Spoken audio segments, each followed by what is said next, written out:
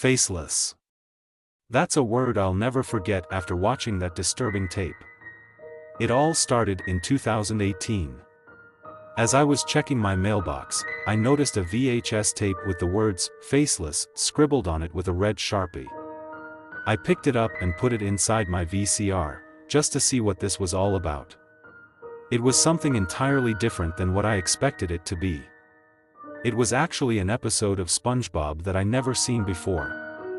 There is no intro nor title card, as it just skips to the episode. Squidward woke up in the middle of the night, and went outside to go to work, but he didn't see SpongeBob or Patrick, which was strange. Suddenly, Squidward hears muffled screaming, sounding like SpongeBob and Patrick. Squidward started panicking and checking SpongeBob's house.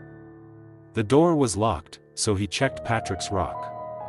Nobody to be seen. Then, SpongeBob and Patrick started walking up to him, and the muffled screaming became louder. Squidward saw them. They were faceless. No mouth, no eyes, no nose, nothing. Just their blank, smooth heads. Squidward screamed to the top of his lungs, but nobody could hear him. He ran to the Krusty Krab to see if Mr. Krabs was okay, but he was faceless too. Faceless fishes were sitting at tables trying to eat a patty, but to no avail. Squidward heard even more muffled screaming, as a crowd of people started walking slowly into the Krusty Krab. Squidward ran to Jellyfish Fields, but eventually passed out when he got there. Squidward just woke up in a dark room with a splatter of blood on the walls. He was laying on a surgical table with various painful medical tools right next to him. Squidward was sweating as an unknown fish character approached him and said in a calm voice, "This won't hurt that much."